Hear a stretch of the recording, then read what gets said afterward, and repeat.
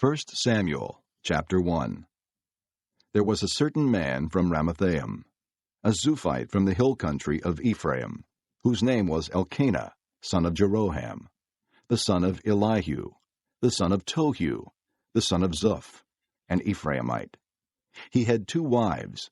One was called Hannah, and the other Peninnah. Peninnah had children, but Hannah had none. Year after year this man went up from his town to worship and sacrifice to the Lord Almighty at Shiloh, where Hophni and Phinehas, the 2 sons of Eli, were priests of the Lord. Whenever the day came for Elkanah to sacrifice, he would give portions of the meat to his wife Peninnah, and to all her sons and daughters. But to Hannah he gave a double portion, because he loved her, and the Lord had closed her womb. And because the Lord had closed her womb, her rival kept provoking her in order to irritate her. This went on year after year. Whenever Hannah went up to the house of the Lord, her rival provoked her till she wept and would not eat. Elkanah, her husband, would say to her, "Hannah, why are you weeping? Why don't you eat? Why are you downhearted? Don't I mean more to you than 10 sons? Once when they had finished eating and drinking in Shiloh, Hannah stood up. Now Eli the priest was sitting on a chair by the doorpost of the Lord's temple. In bitterness of soul Hannah wept much and prayed to the Lord. And she made a vow, saying, O Lord Almighty, if you will only look upon your servant's misery and remember me, and not forget your servant, but give her a son, then I will give him to the Lord for all the days of his life, and no razor will ever be used on his head. As she kept on praying to the Lord, Eli observed her mouth. Hannah was praying in her heart, and her lips were moving, but her voice was not heard. Eli thought she was drunk, and said to her, "How long will you keep on getting drunk? Get rid of your wine." Not so, my lord, Hannah replied. I am a woman who is deeply troubled. I have not been drinking wine or beer. I was pouring out my soul to the Lord. Do not take your servant for a wicked woman. I have been praying here out of my great anguish and grief. Eli answered, "Go in peace, and may the God of Israel grant you what you have asked of him." She said, May your servant find favor in your eyes. Then she went her way and ate something, and her face was no longer downcast. Early the next morning they arose and worshipped before the Lord, and then went back to their home at Ramah. Elkanah lay with Hannah his wife, and the Lord remembered her. So in the course of time Hannah conceived, and gave birth to a son. She named him Samuel, saying, Because I asked the Lord for him.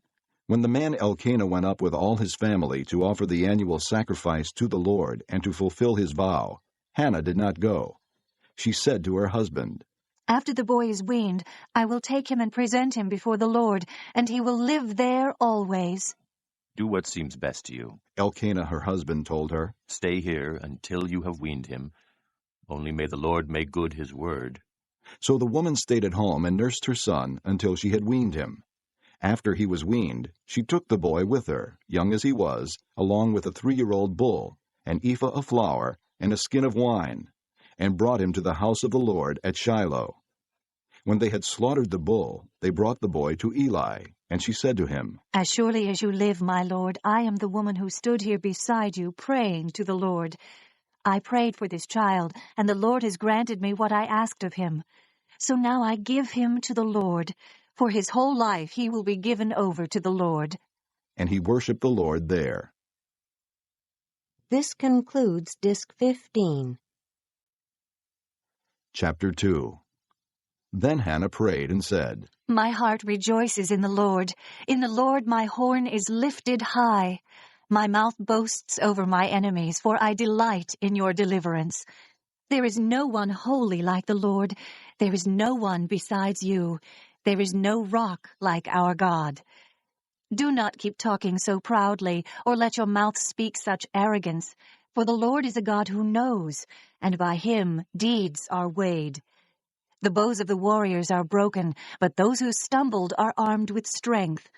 Those who were full hire themselves out for food, but those who were hungry hunger no more. She who was barren has borne 7 children, but she who has had many sons pines away. The Lord brings death and makes alive. He brings down to the grave and raises up. The Lord sends poverty and wealth. He humbles and he exalts. He raises the poor from the dust and lifts the needy from the ash heap. He seats them with princes and has them inherit a throne of honor. For the foundations of the earth are the Lord's. Upon them he has set the world. He will guard the feet of his saints, but the wicked will be silenced in darkness. It is not by strength that one prevails. Those who oppose the Lord will be shattered. He will thunder against them from heaven. The Lord will judge the ends of the earth. He will give strength to his king and exalt the horn of his anointed. Then Elkanah went home to Ramah, but the boy ministered before the Lord under Eli the priest. Eli's sons were wicked men. They had no regard for the Lord. Now it was the practice of the priests with the people that whenever anyone offered a sacrifice, and while the meat was being boiled, the servant of the priest would come with a three-pronged fork in his hand. He would plunge it into the pan or kettle or cauldron or pot, and the priest would take for himself whatever the fork brought up. This is how they treated all the Israelites who came to Shiloh. But even before the fat was burned, the servant of the priest would come and say to the man who was sacrificing, Give the priest some meat to roast. He won't accept boiled meat from you, but only raw.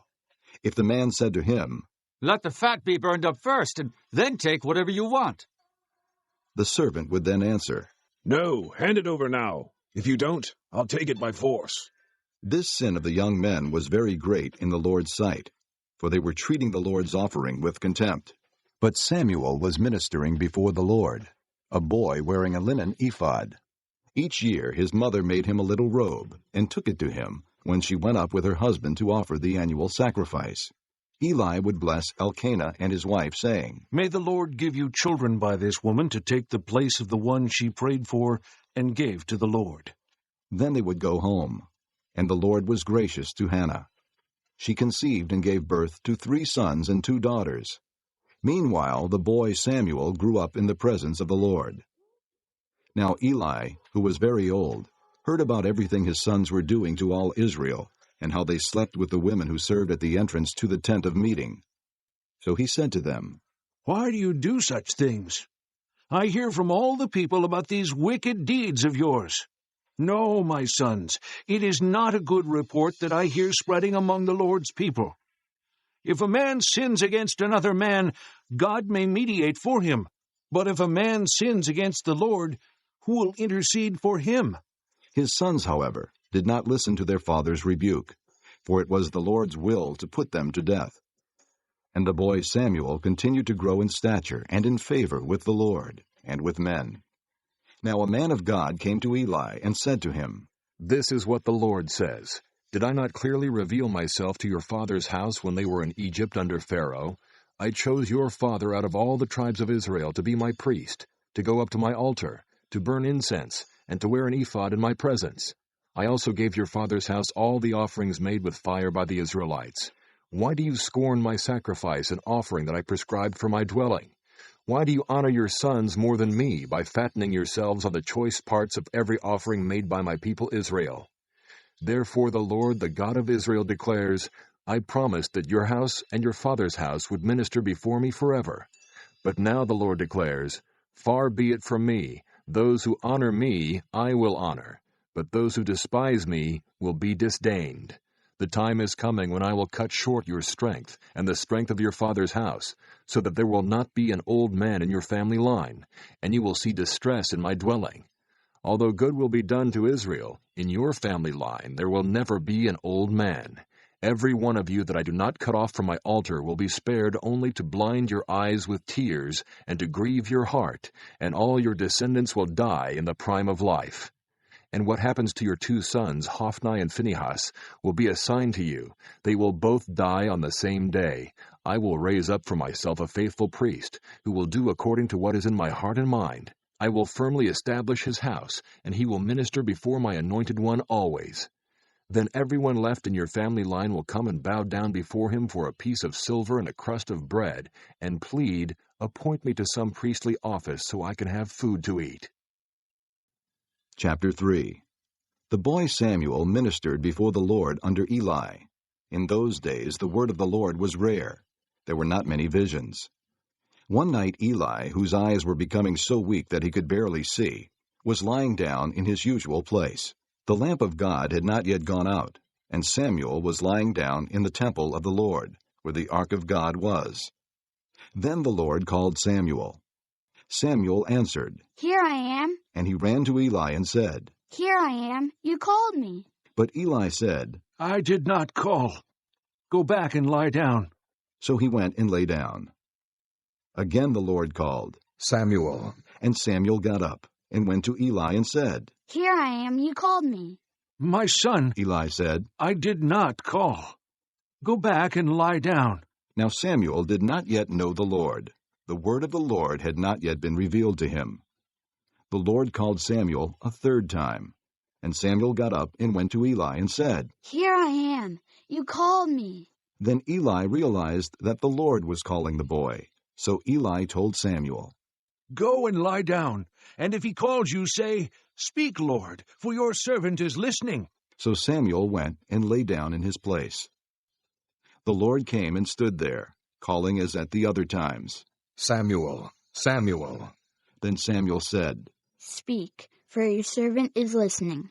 And the Lord said to Samuel, See, I am about to do something in Israel that will make the ears of everyone who hears of it tingle. At that time, I will carry out against Eli everything I spoke against his family, from beginning to end. For I told him that I would judge his family forever because of the sin he knew about. His sons made themselves contemptible, and he failed to restrain them. Therefore, I swore to the house of Eli, the guilt of Eli's house will never be atoned for by sacrifice or offering. Samuel lay down until morning, and then opened the doors of the house of the Lord. He was afraid to tell Eli the vision, but Eli called him and said, Samuel, my son. Samuel answered. "Here I am." What was it he said to you? Eli asked. Do not hide it from me. May God deal with you, be it ever so severely, if you hide from me anything he told you. So Samuel told him everything, hiding nothing from him. Then Eli said, He is the Lord. Let him do what is good in his eyes. The Lord was with Samuel as he grew up, and he let none of his words fall to the ground. And all Israel, from Dan to Beersheba, recognized that Samuel was attested as a prophet of the Lord. The Lord continued to appear at Shiloh, and there he revealed himself to Samuel through his word. Chapter 4. And Samuel's word came to all Israel. Now the Israelites went out to fight against the Philistines. Israelites camped at Ebenezer, and the Philistines at Aphek. The Philistines deployed their forces to meet Israel, and as the battle spread, Israel was defeated by the Philistines, who killed about 4,000 of them on the battlefield. When the soldiers returned to camp, the elders of Israel asked, Why did the Lord bring defeat upon us today before the Philistines? Let us bring the ark of the Lord's covenant from Shiloh, so that it may go with us and save us from the hand of our enemies. So the people sent men to Shiloh, and they brought back the ark of the covenant of the Lord Almighty, who is enthroned between the cherubim. And Eli's 2 sons, Hophni and Phinehas, were there with the ark of the covenant of God. When the ark of the Lord's covenant came into the camp, all Israel raised such a great shout that the ground shook. Hearing the uproar, the Philistines asked, What's all this shouting in the Hebrew camp? When they learned that the ark of the Lord had come into the camp, the Philistines were afraid. A god has come into the camp, they said. We're in trouble. Nothing like this has happened before. Woe to us! Who will deliver us from the hand of these mighty gods? They are the gods who struck the Egyptians with all kinds of plagues in the desert. Be strong, Philistines. Be men, or you will be subject to the Hebrews as they have been to you. Be men and fight. So the Philistines fought, and the Israelites were defeated, and every man fled to his tent. The slaughter was very great. Israel lost 30,000 foot soldiers. The ark of God was captured, and Eli's 2 sons, Hophni and Phinehas, died. That same day, a Benjamite ran from the battle line and went to Shiloh, his clothes torn and dust on his head. When he arrived, there was Eli sitting on his chair by the side of the road, watching, because his heart feared for the ark of God. When the man entered the town and told what had happened, the whole town sent up a cry. Eli heard the outcry and asked, "What is the meaning of this uproar?" The man hurried over to Eli, who was 98 years old and whose eyes were set so that he could not see. He told Eli, "I've just come from the battle line. I fled from it this very day." Eli asked, "What happened, my son?" The man who brought the news replied, "Israel fled before the Philistines, and the army has suffered heavy losses. Also, your 2 sons, Hophni and Phinehas, are dead, and the ark of God has been captured." When he mentioned the ark of God, Eli fell backward off his chair by the side of the gate. His neck was broken, and he died, for he was an old man and heavy. He had led Israel 40 years. His daughter-in-law, the wife of Phinehas, was pregnant and near the time of delivery. When she heard the news that the ark of God had been captured, and that her father-in-law and her husband were dead, she went into labor and gave birth, but was overcome by her labor pains. As she was dying, the women attending her said, "Don't despair. You have given birth to a son." but she did not respond or pay any attention. She named the boy Ichabod, saying, "The glory has departed from Israel," because of the capture of the ark of God and the deaths of her father-in-law and her husband. She said, "The glory has departed from Israel, for the ark of God has been captured." Chapter 5. After the Philistines had captured the ark of God, they took it from Ebenezer to Ashdod. Then they carried the ark into Dagon's temple and set it beside Dagon. When the people of Ashdod rose early the next day, there was Dagon, fallen on his face on the ground before the ark of the Lord. They took Dagon and put him back in his place. But the following morning, when they rose, there was Dagon, fallen on his face on the ground before the ark of the Lord. His head and hands had been broken off and were lying on the threshold. Only his body remained. That is why to this day neither the priests of Dagon nor any others who enter Dagon's temple at Ashdod step on the threshold. The Lord's hand was heavy upon the people of Ashdod and its vicinity. He brought devastation upon them and afflicted them with tumors. When the men of Ashdod saw what was happening, they said, "The ark of the God of Israel must not stay here with us, because his hand is heavy upon us, and upon Dagon our God." So they called together all the rulers of the Philistines and asked them, "What shall we do with the ark of the God of Israel?" They answered, "Have the ark of the God of Israel moved to Gath." So they moved the ark of the God of Israel. But after they had moved it, the Lord's hand was against that city, throwing it into a great panic. He afflicted the people of the city, both young and old, with an outbreak of tumors. So they sent the ark of God to Ekron. As the ark of God was entering Ekron, the people of Ekron cried out, "They have brought the ark of the God of Israel around to us to kill us and our people." So they called together all the rulers of the Philistines and said, "Send the ark of the God of Israel away. Let it go back to its own place, or it will kill us and our people." For death had filled the city with panic. God's hand was very heavy upon it. Those who did not die were afflicted with tumors, and the outcry of the city went up to heaven. Chapter 6. When the ark of the Lord had been in Philistine territory 7 months, the Philistines called for the priests and the diviners and said, "What shall we do with the ark of the Lord? Tell us how we should send it back to its place." They answered, "If you return the ark of the God of Israel, do not send it away empty, but by all means send a guilt offering to him. Then you will be healed, and you will know why his hand has not been lifted from you." The Philistines asked, "What guilt offering should we send to him?" They replied, 5 gold tumors and 5 gold rats, according to the number of the Philistine rulers, because the same plague has struck both you and your rulers. Make models of the tumors and of the rats that are destroying the country, and pay honor to Israel's God. Perhaps he will lift his hand from you, and your gods and your land. Why do you harden your hearts as the Egyptians and Pharaoh did? When he treated them harshly, did they not send the Israelites out so they could go on their way? Now then, get a new cart ready, with 2 cows that have calved and have never been yoked. Hitch the cows to the cart, but take their calves away and pen them up. Take the ark of the Lord and put it on the cart, and in a chest beside it put the gold objects you are sending back to him as a guilt offering. Send it on its way, but keep watching it. If it goes up to its own territory toward Beth-Shemesh, then the Lord has brought this great disaster on us.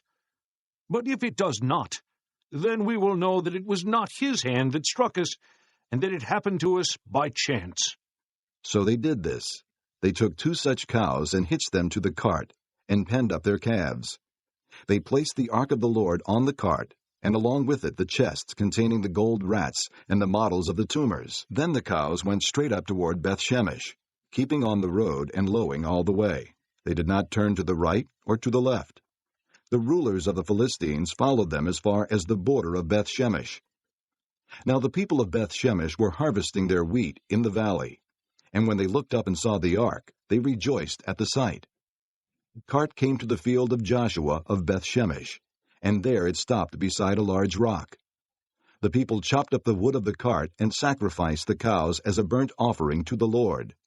The Levites took down the ark of the Lord, together with the chest containing the gold objects, and placed them on the large rock. On that day the people of Beth-Shemesh offered burnt offerings and made sacrifices to the Lord. The 5 rulers of the Philistines saw all this, and then returned that same day to Ekron. These are the gold tumors the Philistines sent as a guilt offering to the Lord, 1 each for Ashdod, Gaza, Ashkelon, Gath, and Ekron. And the number of the gold rats was according to the number of Philistine towns belonging to the 5 rulers, the fortified towns with their country villages. The large rock, on which they set the ark of the Lord, is a witness to this day in the field of Joshua of Beth-Shemesh. But God struck down some of the men of Beth-Shemesh, putting 70 of them to death, because they had looked into the ark of the Lord. The people mourned because of the heavy blow the Lord had dealt them. And the men of Beth-Shemesh asked, "Who can stand in the presence of the Lord, this holy God? To whom will the ark go up from here?" Then they sent messengers to the people of Kiriath-Jearim, saying, "The Philistines have returned the ark of the Lord. Come down and take it up to your place." Chapter 7. So the men of Kiriath-Jearim came and took up the ark of the Lord. They took it to Abinadab's house on the hill, and consecrated Eleazar his son to guard the ark of the Lord. It was a long time, 20 years in all, that the ark remained at Kiriath-Jearim, and all the people of Israel mourned and sought after the Lord. And Samuel said to the whole house of Israel, "If you are returning to the Lord with all your hearts, then rid yourselves of the foreign gods and the Ashtoreths, and commit yourselves to the Lord, and serve him only. And he will deliver you out of the hand of the Philistines." So the Israelites put away their Baals and Ashtoreths, and served the Lord only. Then Samuel said, "Assemble all Israel at Mizpah, and I will intercede with the Lord for you." When they had assembled at Mizpah, they drew water and poured it out before the Lord. On that day they fasted, and there they confessed, "We have sinned against the Lord." And Samuel was leader of Israel at Mizpah. When the Philistines heard that Israel had assembled at Mizpah, the rulers of the Philistines came up to attack them.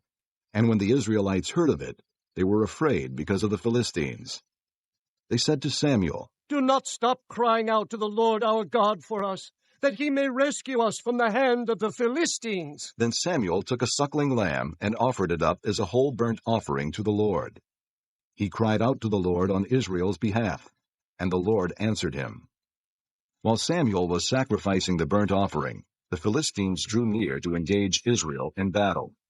But that day the Lord thundered with loud thunder against the Philistines, and threw them into such a panic that they were routed before the Israelites. The men of Israel rushed out of Mizpah and pursued the Philistines, slaughtering them along the way to a point below Beth-car. Then Samuel took a stone and set it up between Mizpah and Shen. He named it Ebenezer, saying, "Thus far has the Lord helped us." So the Philistines were subdued and did not invade Israelite territory again. Throughout Samuel's lifetime, the hand of the Lord was against the Philistines. The towns from Ekron to Gath that the Philistines had captured from Israel were restored to her, and Israel delivered the neighboring territory from the power of the Philistines. And there was peace between Israel and the Amorites. Samuel continued as judge over Israel all the days of his life. From year to year, he went on a circuit from Bethel to Gilgal to Mizpah, judging Israel in all those places. But he always went back to Ramah, where his home was, and there he also judged Israel. And he built an altar there to the Lord. Chapter 8. When Samuel grew old, he appointed his sons as judges for Israel. The name of his firstborn was Joel, and the name of his second was Abijah, and they served at Beersheba. But his sons did not walk in his ways. They turned aside after dishonest gain, and accepted bribes and perverted justice. So all the elders of Israel gathered together and came to Samuel at Ramah. They said to him, "You are old, and your sons do not walk in your ways. Now appoint a king to lead us, such as all the other nations have." But when they said, "Give us a king to lead us," this displeased Samuel. So he prayed to the Lord. And the Lord told him, "Listen to all that the people are saying to you. It is not you they have rejected, but they have rejected me as their king, as they have done from the day I brought them up out of Egypt until this day, forsaking me and serving other gods, so they are doing to you. Now listen to them, but warn them solemnly, and let them know what the king who will reign over them will do." Samuel told all the words of the Lord to the people who were asking him for a king. He said, "This is what the king who will reign over you will do. He will take your sons and make them serve with his chariots and horses, and they will run in front of his chariots. Some he will assign to be commanders of thousands, and commanders of 50s, and others to plow his ground and reap his harvest, and still others to make weapons of war and equipment for his chariots. He will take your daughters to be perfumers and cooks and bakers. He will take the best of your fields and vineyards and olive groves and give them to his attendants. He will take 1/10 of your grain and of your vintage and give it to his officials and attendants. Your men servants and maidservants and the best of your cattle and donkeys he will take for his own use. He will take 1/10 of your flocks, and you yourselves will become his slaves. When that day comes, you will cry out for relief from the king you have chosen, and the Lord will not answer you in that day." But the people refused to listen to Samuel. "No," They said, "we want a king over us. Then we will be like all the other nations, with a king to lead us and to go out before us and fight our battles." When Samuel heard all that the people said, he repeated it before the Lord. The Lord answered, "Listen to them, and give them a king." Then Samuel said to the men of Israel, "Everyone go back to his town." Chapter 9. There was a Benjamite, a man of standing, whose name was Kish, son of Abiel, the son of Zeror, the son of Bechorath, the son of Aphiah of Benjamin. He had a son named Saul, an impressive young man without equal among the Israelites, a head taller than any of the others. Now the donkeys belonging to Saul's father Kish were lost, and Kish said to his son Saul, "Take one of the servants with you, and go and look for the donkeys." So he passed through the hill country of Ephraim, and through the area around Shalisha, but they did not find them. They went on into the district of Shaalim, but the donkeys were not there. Then he passed through the territory of Benjamin, but they did not find them. When they reached the district of Zuph, Saul said to the servant who was with him, "Come, let's go back, or my father will stop thinking about the donkeys and start worrying about us." But the servant replied, "Look, in this town there is a man of God. He is highly respected, and everything he says comes true. Let's go there now. Perhaps he will tell us what way to take." Saul said to his servant, "If we go, what can we give the man? The food in our sacks is gone. We have no gift to take to the man of God. What do we have?" The servant answered him again. "Look," he said, "I have a 1/4 of a shekel of silver. I will give it to the man of God, so that he will tell us what way to take." Formerly in Israel, if a man went to inquire of God, he would say, "Come, let us go to the seer," because the prophet of today used to be called a seer. "Good," Saul said to his servant. "Come, let's go." So they set out for the town where the man of God was. As they were going up the hill to the town, they met some girls coming out to draw water. And they asked them, "Is the seer here?" "He is," they answered. "He's ahead of you. Hurry now. He has just come to our town today, for the people have a sacrifice at the high place." As soon as you enter the town, you will find him before he goes up to the high place to eat. The people will not begin eating until he comes, because he must bless the sacrifice. Afterward, those who are invited will eat. Go up now. You should find him about this time." They went up to the town, and as they were entering it, there was Samuel, coming toward them on his way up to the high place. Now the day before Saul came, the Lord had revealed this to Samuel. "About this time tomorrow, I will send you a man from the land of Benjamin. Anoint him leader over my people Israel. He will deliver my people from the hand of the Philistines. I have looked upon my people, for their cry has reached me." When Samuel caught sight of Saul, the Lord said to him, "This is the man I spoke to you about. He will govern my people." Saul approached Samuel in the gateway and asked, "Would you please tell me where the seer's house is?" "I am the seer," Samuel replied. "Go up ahead of me to the high place, for today you are to eat with me, and in the morning I will let you go and will tell you all that is in your heart. As for the donkeys you lost 3 days ago, do not worry about them. They have been found. And to whom is all the desire of Israel turned? If not to you and all your father's family?" Saul answered, "But am I not a Benjamite from the smallest tribe of Israel? And is not my clan the least of all the clans of the tribe of Benjamin? Why do you say such a thing to me?" Then Samuel brought Saul and his servant into the hall and seated them at the head of those who were invited, about 30 in number. Samuel said to the cook, "Bring the piece of meat I gave you, the one I told you to lay aside." So the cook took up the leg with what was on it and set it in front of Saul. Samuel said, "Here is what has been kept for you. Eat, because it was set aside for you for this occasion, from the time I said, 'I have invited guests.'" And Saul dined with Samuel that day. After they came down from the high place to the town, Samuel talked with Saul on the roof of his house. They rose about daybreak, and Samuel called to Saul on the roof, "Get ready, and I will send you on your way." When Saul got ready, he and Samuel went outside together. As they were going down to the edge of the town, Samuel said to Saul, "Tell the servant to go on ahead of us." And the servant did so. "But you stay here a while, so that I may give you a message from God." Chapter 10. Then Samuel took a flask of oil and poured it on Saul's head and kissed him, saying, "Has not the Lord anointed you leader over his inheritance? When you leave me today, you will meet 2 men near Rachel's tomb at Zelzah, on the border of Benjamin. They will say to you, 'The donkeys you set out to look for have been found, and now your father has stopped thinking about them and is worried about you. He is asking, "What shall I do about my son?" Then you will go on from there until you reach the great tree of Tabor. 3 men going up to God at Bethel will meet you there. One will be carrying 3 young goats, another 3 loaves of bread, and another a skin of wine.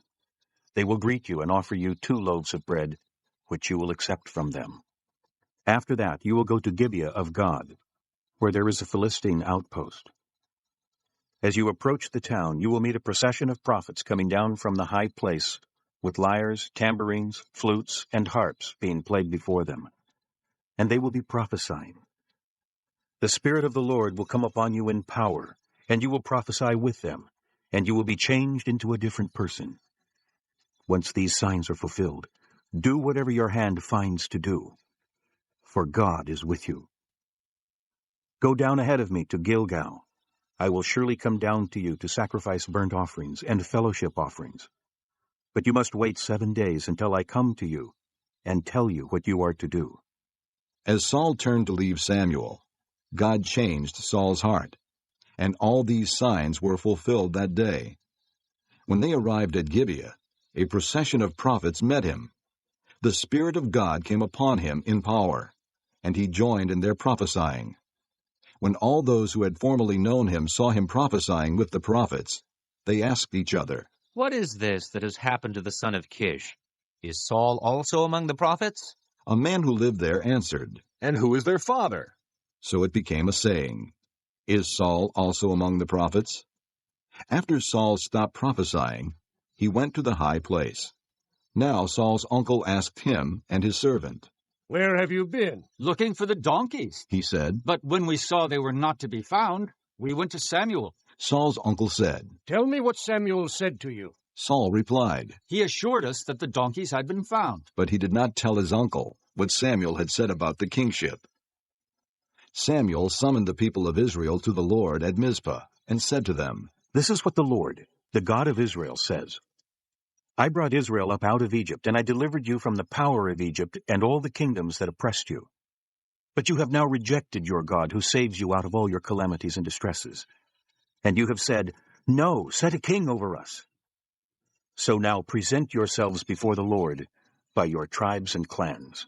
When Samuel brought all the tribes of Israel near, the tribe of Benjamin was chosen. Then he brought forward the tribe of Benjamin, clan by clan, and Matri's clan was chosen. Finally Saul, son of Kish, was chosen. But when they looked for him, he was not to be found. So they inquired further of the Lord. Has the man come here yet? And the Lord said, Yes, he has hidden himself among the baggage. They ran and brought him out. And as he stood among the people, he was a head taller than any of the others. Samuel said to all the people, Do you see the man the Lord has chosen? There is no one like him among all the people. Then the people shouted, Long live the king!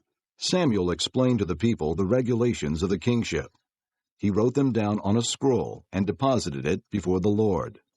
Then Samuel dismissed the people, each to his own home. Saul also went to his home in Gibeah, accompanied by valiant men whose hearts God had touched. But some troublemakers said, How can this fellow save us? They despised him and brought him no gifts. But Saul kept silent. Chapter 11. Nahash the Ammonite went up and besieged Jabesh-Gilead. And all the men of Jabesh said to him, Make a treaty with us, and we will be subject to you. But Nahash the Ammonite replied, I will make a treaty with you, only on the condition that I gouge out the right eye of every one of you, and so bring disgrace on all Israel. The elders of Jabesh said to him, Give us 7 days so we can send messengers throughout Israel. If no one comes to rescue us, we will surrender to you. When the messengers came to Gibeah of Saul and reported these terms to the people, they all wept aloud.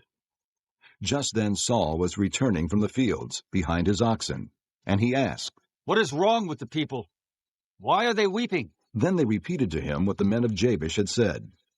When Saul heard their words, the Spirit of God came upon him in power, and he burned with anger.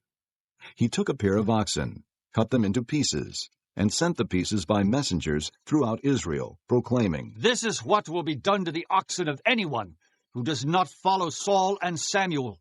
Then the terror of the Lord fell on the people, and they turned out as one man. When Saul mustered them at Bezek, the men of Israel numbered 300,000, and the men of Judah 30,000. They told the messengers who had come, Say to the men of Jabesh-Gilead, By the time the sun is hot tomorrow, you will be delivered. When the messengers went and reported this to the men of Jabesh, they were elated. They said to the Ammonites, Tomorrow we will surrender to you, and you can do to us whatever seems good to you. The next day Saul separated his men into 3 divisions. During the last watch of the night, they broke into the camp of the Ammonites and slaughtered them until the heat of the day. Those who survived were scattered, so that no 2 of them were left together. The people then said to Samuel, Who was it that asked, Shall Saul reign over us? Bring these men to us, and we will put them to death. But Saul said, No one shall be put to death today, for this day the Lord has rescued Israel. Then Samuel said to the people, Come, let us go to Gilgal, and there reaffirm the kingship. So all the people went to Gilgal and confirmed Saul as king in the presence of the Lord. There they sacrificed fellowship offerings before the Lord, and Saul and all the Israelites held a great celebration. Chapter 12. Samuel said to all Israel, I have listened to everything you said to me, and have set a king over you. Now you have a king as your leader. As for me, I am old and gray, and my sons are here with you. I have been your leader from my youth until this day. Here I stand. Testify against me in the presence of the Lord and his anointed. Whose ox have I taken? Whose donkey have I taken? Whom have I cheated? Whom have I oppressed? From whose hand have I accepted a bribe to make me shut my eyes? If I have done any of these, I will make it right. You have not cheated or oppressed us, they replied. You have not taken anything from anyone's hand. Samuel said to them, The Lord is witness against you, and also his anointed is witness this day, that you have not found anything in my hand. He is witness, they said. Then Samuel said to the people, It is the Lord who appointed Moses and Aaron, and brought your forefathers up out of Egypt. Now then, stand here, because I am going to confront you with evidence before the Lord as to all the righteous acts performed by the Lord for you and your fathers. After Jacob entered Egypt, they cried to the Lord for help, and the Lord sent Moses and Aaron, who brought your forefathers out of Egypt, and settled them in this place. But they forgot the Lord their God. So he sold them into the hand of Sisera, the commander of the army of Hazor, and into the hands of the Philistines, and the king of Moab, who fought against them. They cried out to the Lord and said, We have sinned, we have forsaken the Lord, and served the Baals and the Ashtoreths. But now, deliver us from the hands of our enemies, and we will serve you. Then the Lord sent Jerubbaal, Barak, Jephthah, and Samuel, and he delivered you from the hands of your enemies on every side, so that you lived securely. But when you saw that Nahash, king of the Ammonites, was moving against you, you said to me, No, we want a king to rule over us, even though the Lord your God was your king. Now here is the king you have chosen, the one you asked for. See, the Lord has set a king over you. If you fear the Lord and serve and obey him, and do not rebel against his commands, and if both you and the king who reigns over you follow the Lord your God, good. But if you do not obey the Lord, and if you rebel against his commands, his hand will be against you, as it was against your fathers. Now then, stand still and see this great thing the Lord is about to do before your eyes. Is it not wheat harvest now? I will call upon the Lord to send thunder and rain, and you will realize what an evil thing you did in the eyes of the Lord when you asked for a king. Then Samuel called upon the Lord, and that same day the Lord sent thunder and rain. So all the people stood in awe of the Lord and of Samuel. The people all said to Samuel, Pray to the Lord your God for your servants, so that we will not die. For we have added to all our other sins the evil of asking for a king. Do not be afraid, Samuel replied. You have done all this evil. Yet do not turn away from the Lord, but serve the Lord with all your heart. Do not turn away after useless idols. They can do you no good, nor can they rescue you, because they are useless. For the sake of his great name, the Lord will not reject his people, because the Lord was pleased to make you his own. As for me, far be it from me that I should sin against the Lord by failing to pray for you. And I will teach you the way that is good and right. But be sure to fear the Lord, and to serve him faithfully with all your heart. Consider what great things he has done for you. Yet if you persist in doing evil, both you and your king will be swept away. Chapter 13. Saul was 30 years old when he became king, and he reigned over Israel 42 years. Saul chose 3,000 men from Israel. 2,000 were with him at Michmash and in the hill country of Bethel, and 1,000 were with Jonathan at Gibeah in Benjamin. The rest of the men he sent back to their homes. Jonathan attacked the Philistine outpost at Geba, and the Philistines heard about it. Then Saul had the trumpet blown throughout the land and said, Let the Hebrews hear. So all Israel heard the news. Saul has attacked the Philistine outpost, and now Israel has become a stench to the Philistines. And the people were summoned to join Saul at Gilgal. The Philistines assembled to fight Israel, with 3,000 chariots, 6,000 charioteers, and soldiers as numerous as the sand on the seashore. They went up and camped at Michmash, east of Bethaven. When the men of Israel saw that their situation was critical and that their army was hard-pressed, they hid in caves and thickets, among the rocks, and in pits and cisterns. Some Hebrews even crossed the Jordan to the land of Gad and Gilead. Saul remained at Gilgal, and all the troops with him were quaking with fear. He waited 7 days, the time set by Samuel. But Samuel did not come to Gilgal, and Saul's men began to scatter. So he said, "Bring me the burnt offering and the fellowship offerings." And Saul offered up the burnt offering. Just as he finished making the offering, Samuel arrived, and Saul went out to greet him. "What have you done?" asked Samuel. Saul replied, "When I saw that the men were scattering, and that you did not come at the set time, and that the Philistines were assembling at Michmash, I thought, now the Philistines will come down against me at Gilgal, and I have not sought the Lord's favor.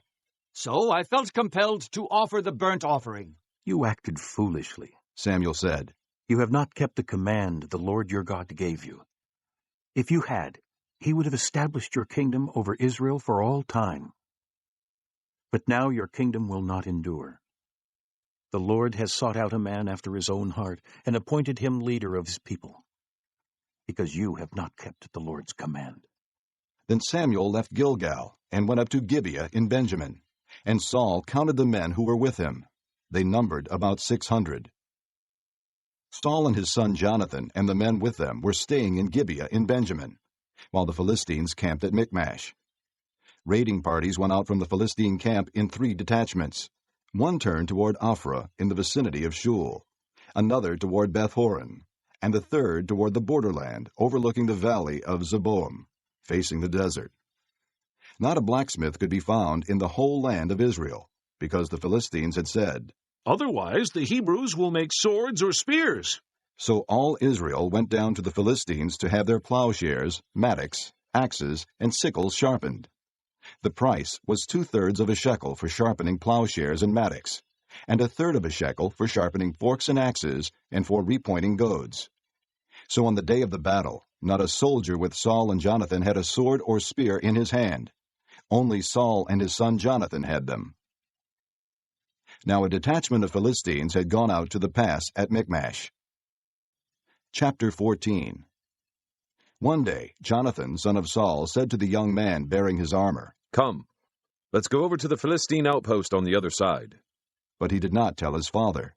Saul was staying on the outskirts of Gibeah under a pomegranate tree in Migron. With him were about 600 men, among whom was Ahijah, who was wearing an ephod.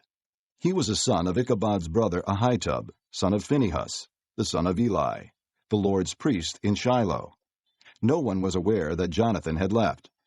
On each side of the pass that Jonathan intended to cross to reach the Philistine outpost was a cliff.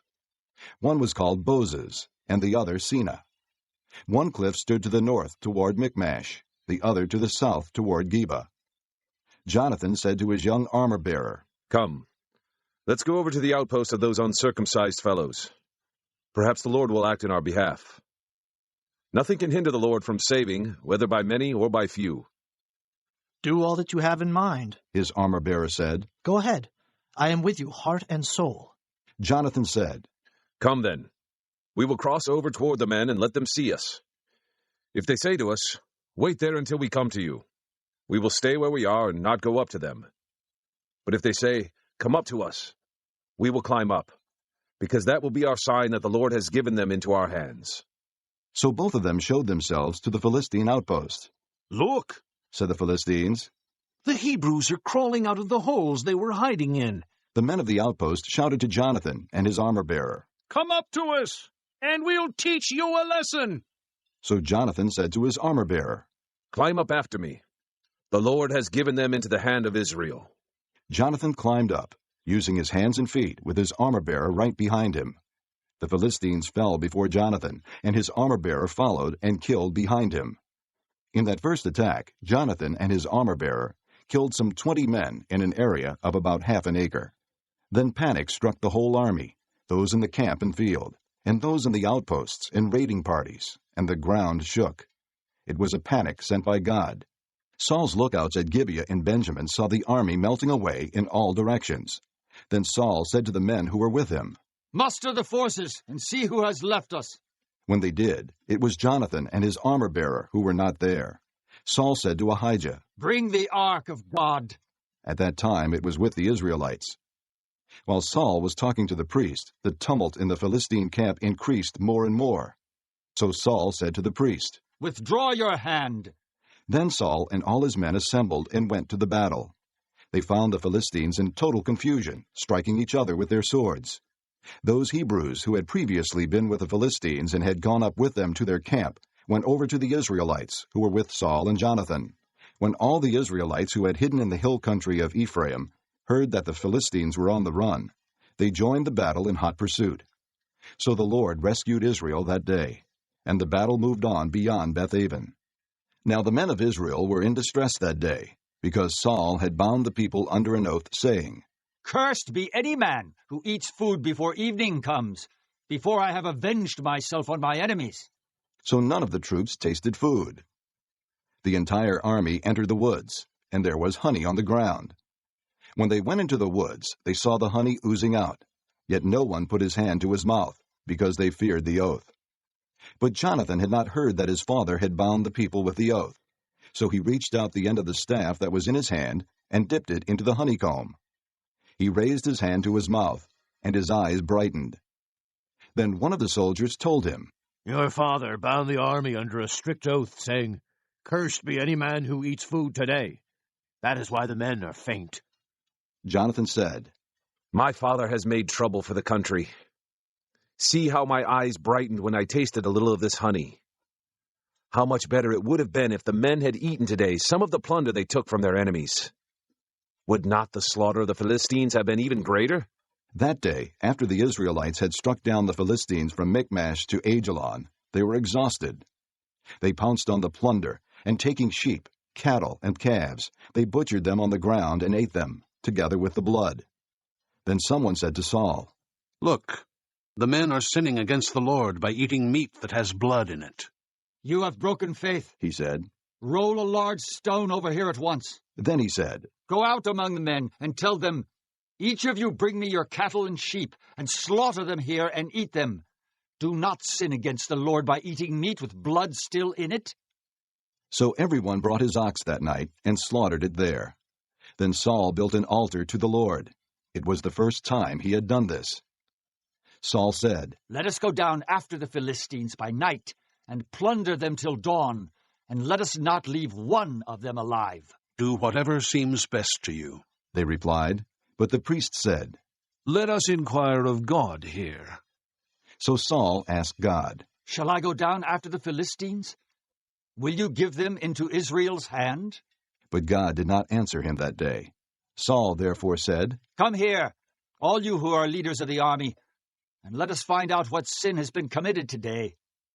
As surely as the Lord who rescues Israel lives, even if it lies with my son Jonathan, he must die." But not one of the men said a word. Saul then said to all the Israelites, "You stand over there. I and Jonathan my son will stand over here." "Do what seems best to you," the men replied. Then Saul prayed to the Lord, the God of Israel, "Give me the right answer." And Jonathan and Saul were taken by lot, and the men were cleared. Saul said, "Cast the lot between me and Jonathan my son." And Jonathan was taken. Then Saul said to Jonathan, "Tell me what you have done." So Jonathan told him, "I merely tasted a little honey with the end of my staff, and now must I die?" Saul said, "May God deal with me, be it ever so severely, if you do not die, Jonathan." But the men said to Saul, "Should Jonathan die, he who has brought about this great deliverance in Israel? Never. As surely as the Lord lives, not a hair of his head will fall to the ground, for he did this today with God's help." So the men rescued Jonathan, and he was not put to death. Then Saul stopped pursuing the Philistines, and they withdrew to their own land. After Saul had assumed rule over Israel, he fought against their enemies on every side: Moab, the Ammonites, Edom, the kings of Zobah, and the Philistines. Wherever he turned, he inflicted punishment on them. He fought valiantly and defeated the Amalekites, delivering Israel from the hands of those who had plundered them. Saul's sons were Jonathan, Ishvi, and Malchishua. The name of his older daughter was Merab, and that of the younger was Michal. His wife's name was Ahinoam, daughter of Ahimaaz. The name of the commander of Saul's army was Abner, son of Ner, and Ner was Saul's uncle. Saul's father Kish and Abner's father Ner were sons of Abiel. All the days of Saul there was bitter war with the Philistines, and whenever Saul saw a mighty or brave man, He took him into his service. Chapter 15. Samuel said to Saul, I am the one the Lord sent to anoint you king over his people Israel. So listen now to the message from the Lord. This is what the Lord Almighty says. I will punish the Amalekites for what they did to Israel when they waylaid them as they came up from Egypt. Now go, attack the Amalekites and totally destroy everything that belongs to them. Do not spare them. Put to death men and women, children and infants, cattle and sheep, camels and donkeys. So Saul summoned the men and mustered them at Telaim, 200,000 foot soldiers and 10,000 men from Judah. Saul went to the city of Amalek and set an ambush in the ravine. Then he said to the Kenites, Go away, leave the Amalekites, so that I do not destroy you along with them. For you showed kindness to all the Israelites when they came up out of Egypt. So the Kenites moved away from the Amalekites. Then Saul attacked the Amalekites all the way from Havilah to Shur, to the east of Egypt. He took Agag, king of the Amalekites, alive, and all his people he totally destroyed with the sword. But Saul and the army spared Agag and the best of the sheep and cattle, the fat calves and lambs, everything that was good. These they were unwilling to destroy completely, but everything that was despised and weak they totally destroyed. Then the word of the Lord came to Samuel. I am grieved that I have made Saul king, because he has turned away from me and has not carried out my instructions. Samuel was troubled, and he cried out to the Lord all that night. Early in the morning Samuel got up and went to meet Saul, but he was told, Saul has gone to Carmel. There he has set up a monument in his own honor, and has turned and gone on down to Gilgal. When Samuel reached him, Saul said, The Lord bless you. I have carried out the Lord's instructions. But Samuel said, What then is this bleating of sheep in my ears? What is this lowing of cattle that I hear? Saul answered, The soldiers brought them from the Amalekites. They spared the best of the sheep and cattle to sacrifice to the Lord your God, but we totally destroyed the rest. Stop, Samuel said to Saul. Let me tell you what the Lord said to me last night. Tell me, Saul replied.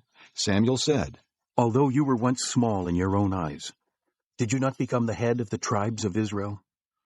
The Lord anointed you king over Israel, and he sent you on a mission, saying, Go and completely destroy those wicked people, the Amalekites.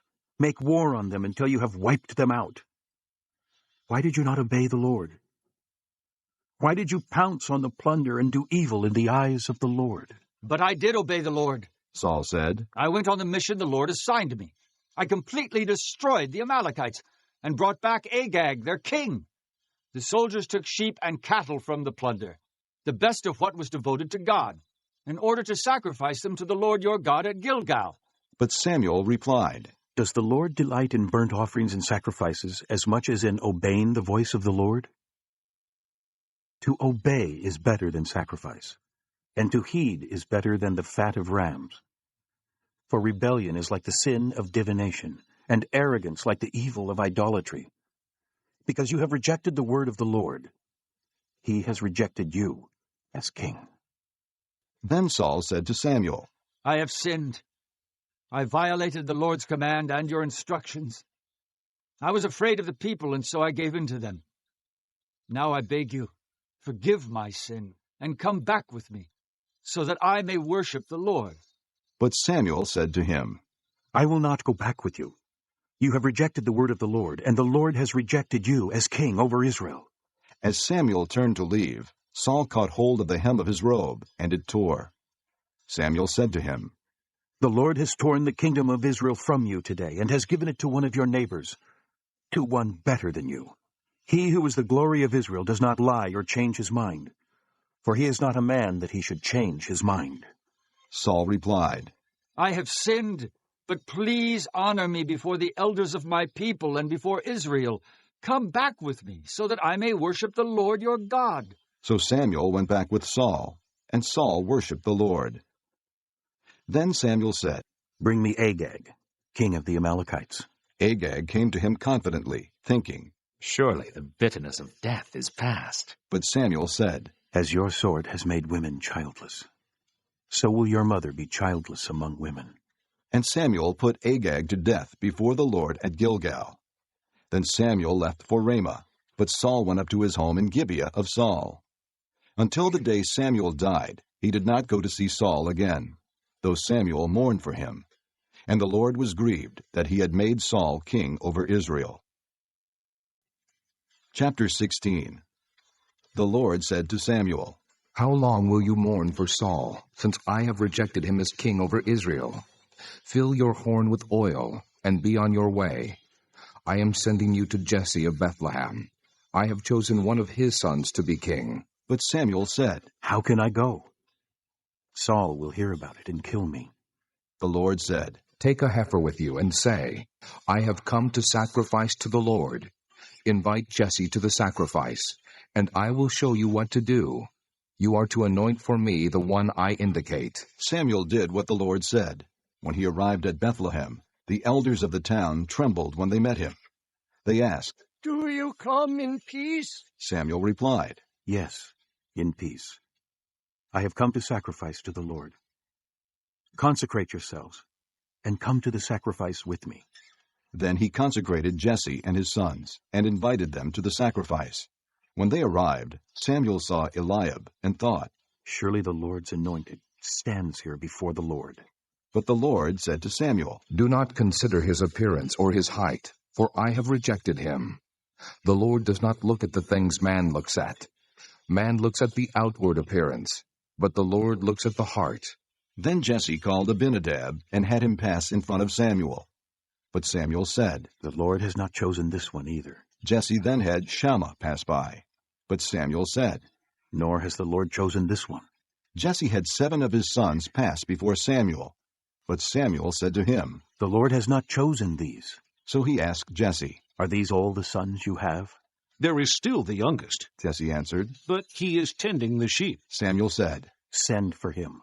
We will not sit down until he arrives. So he sent and had him brought in. He was ruddy, with a fine appearance and handsome features. Then the Lord said, Rise and anoint him. He is the one. So Samuel took the horn of oil and anointed him in the presence of his brothers.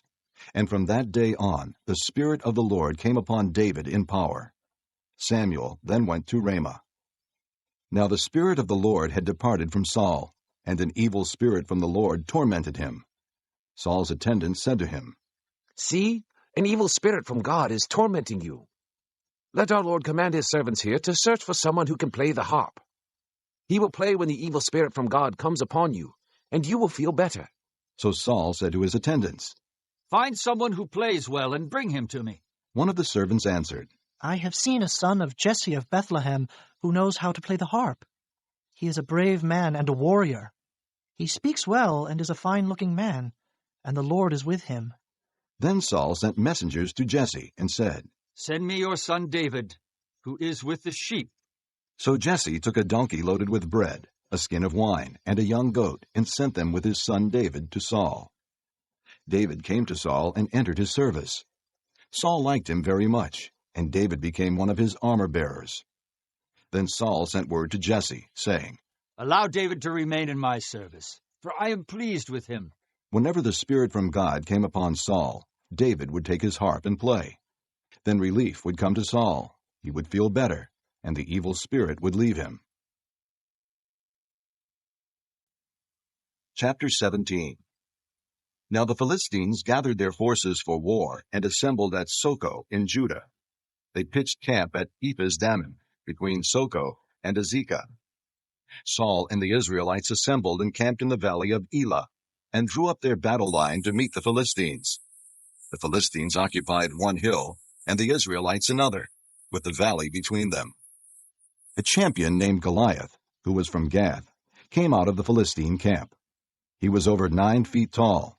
He had a bronze helmet on his head, and wore a coat of scale armor of bronze weighing 5,000 shekels. On his legs he wore bronze greaves, and a bronze javelin was slung on his back. His spear shaft was like a weaver's rod, and its iron point weighed 600 shekels. His shield-bearer went ahead of him. Goliath stood and shouted to the ranks of Israel, Why do you come out and line up for battle? Am I not a Philistine? And are you not the servants of Saul? Choose a man and have him come down to me. If he is able to fight and kill me, we will become your subjects. But if I overcome him and kill him, you will become our subjects and serve us." Then the Philistine said, "This day I defy the ranks of Israel. Give me a man, and let us fight each other." On hearing the Philistines' words, Saul and all the Israelites were dismayed and terrified. Now David was the son of an Ephrathite named Jesse, who was from Bethlehem in Judah. Jesse had 8 sons, and in Saul's time he was old and well advanced in years. Jesse's 3 oldest sons had followed Saul to the war. The firstborn was Eliab, the second Abinadab, and the third Shammah. David was the youngest. The 3 oldest followed Saul, but David went back and forth from Saul to tend his father's sheep at Bethlehem. For 40 days the Philistine came forward every morning and evening and took his stand. Now Jesse said to his son David, "Take this ephah of roasted grain and these 10 loaves of bread for your brothers, and hurry to their camp. Take along these 10 cheeses to the commander of their unit. See how your brothers are, and bring back some assurance from them. They are with Saul and all the men of Israel in the valley of Elah, fighting against the Philistines." Early in the morning, David left the flock with a shepherd, loaded up and set out, as Jesse had directed. He reached the camp as the army was going out to its battle positions, shouting the war cry. Israel and the Philistines were drawing up their lines facing each other. David left his things with the keeper of supplies, ran to the battle lines, and greeted his brothers. As he was talking with them, Goliath, the Philistine champion from Gath, stepped out from his lines and shouted his usual defiance, and David heard it. When the Israelites saw the man, they all ran from him in great fear. Now the Israelites had been saying, "Do you see how this man keeps coming out? He comes out to defy Israel. The king will give great wealth to the man who kills him. He will also give him his daughter in marriage, and will exempt his father's family from taxes in Israel." David asked the men standing near him, "What will be done for the man who kills this Philistine and removes this disgrace from Israel? Who is this uncircumcised Philistine, that he should defy the armies of the living God?" They repeated to him what they had been saying, and told him, "This is what will be done for the man who kills him." When Eliab, David's oldest brother, heard him speaking with the men, he burned with anger at him and asked, "Why have you come down here? And with whom did you leave those few sheep in the desert?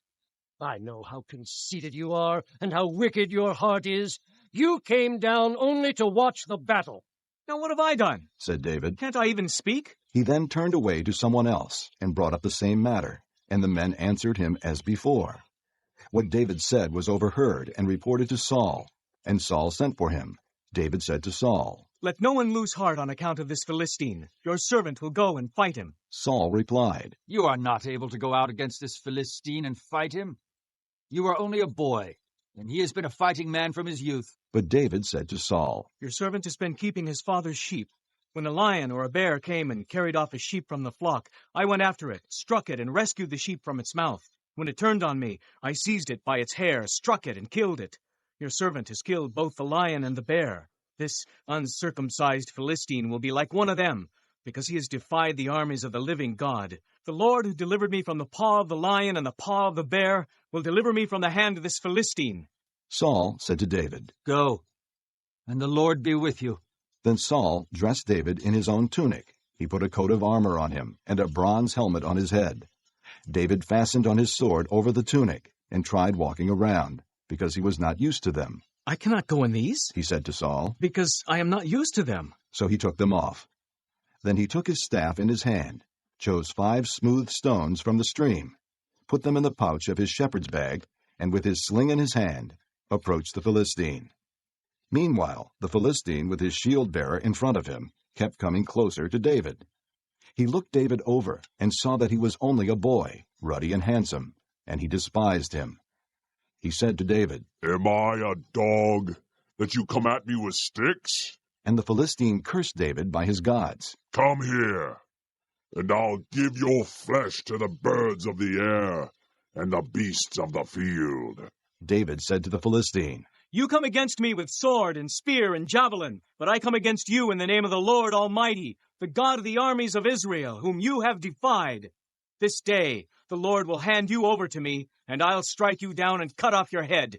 Today I will give the carcasses of the Philistine army to the birds of the air and the beasts of the earth, and the whole world will know that there is a God in Israel. All those gathered here will know that it is not by sword or spear that the Lord saves, for the battle is the Lord's, and he will give all of you into our hands." As the Philistine moved closer to attack him, David ran quickly toward the battle line to meet him.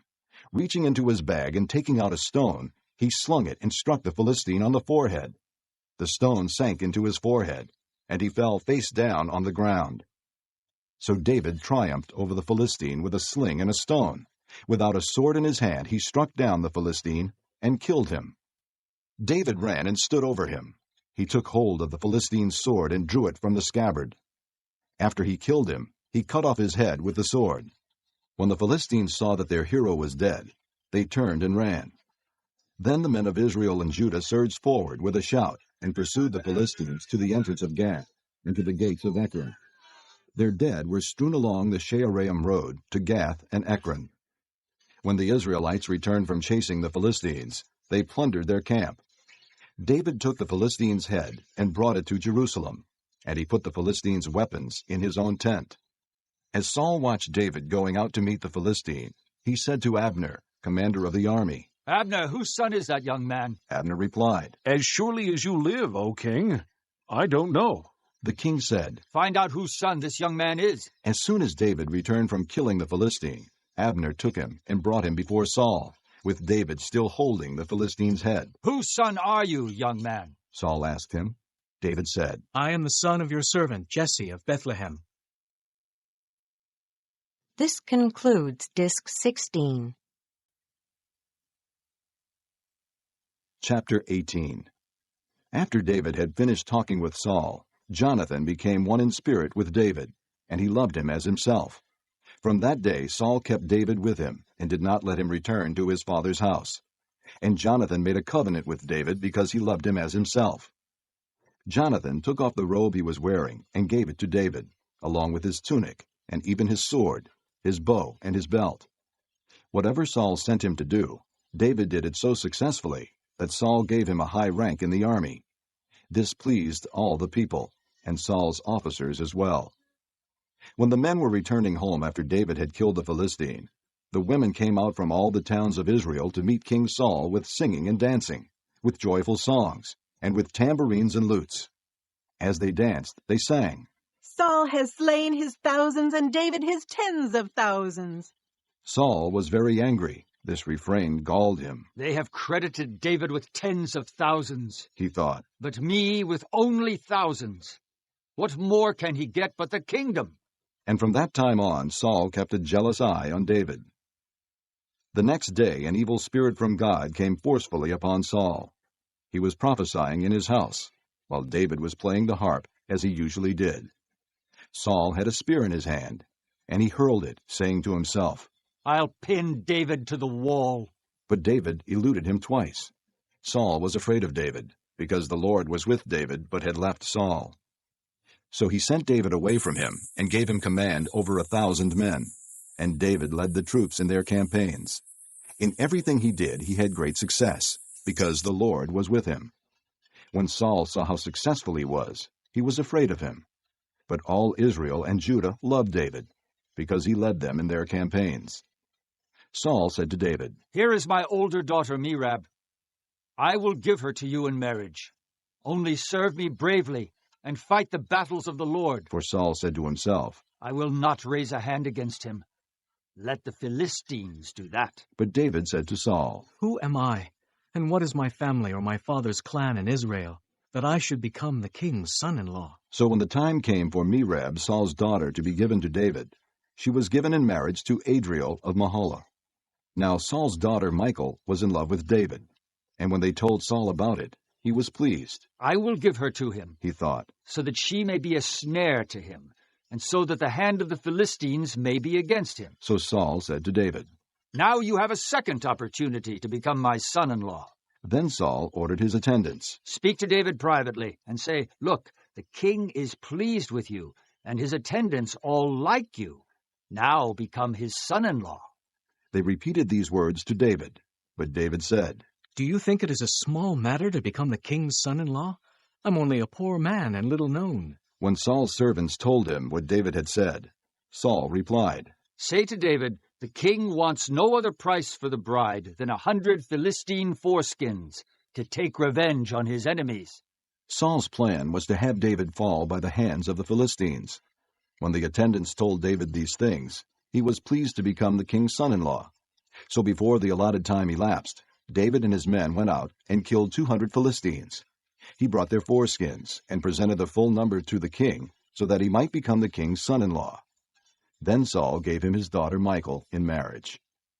When Saul realized that the Lord was with David and that his daughter Michal loved David, Saul became still more afraid of him, and he remained his enemy the rest of his days. The Philistine commanders continued to go out to battle, and as often as they did, David met with more success than the rest of Saul's officers, and his name became well known. Chapter 19. Saul told his son Jonathan and all the attendants to kill David. But Jonathan was very fond of David and warned him, My father Saul is looking for a chance to kill you. Be on your guard tomorrow morning. Go into hiding and stay there. I will go out and stand with my father in the field where you are. I'll speak to him about you and will tell you what I find out.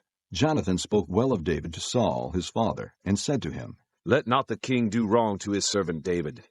He has not wronged you, and what he has done has benefited you greatly. He took his life in his hands when he killed the Philistine. The Lord won a great victory for all Israel, and you saw it and were glad. Why then would you do wrong to an innocent man like David by killing him for no reason? Saul listened to Jonathan and took this oath, As surely as the Lord lives, David will not be put to death. So Jonathan called David and told him the whole conversation. He brought him to Saul, and David was with Saul as before. Once more war broke out, and David went out and fought the Philistines. He struck them with such force that they fled before him. But an evil spirit from the Lord came upon Saul as he was sitting in his house with his spear in his hand. While David was playing the harp, Saul tried to pin him to the wall with his spear, but David eluded him as Saul drove the spear into the wall. That night, David made good his escape. Saul sent men to David's house to watch it and to kill him in the morning. But Michal, David's wife, warned him, If you don't run for your life tonight, tomorrow you'll be killed. So Michal let David down through a window, and he fled and escaped. Then Michal took an idol and laid it on the bed, covering it with a garment and putting some goat's hair at the head.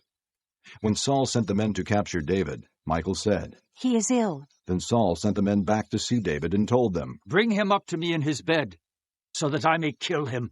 But when the men entered, there was the idol in the bed, and at the head was some goat's hair. Saul said to Michal, Why did you deceive me like this, and send my enemy away so that he escaped?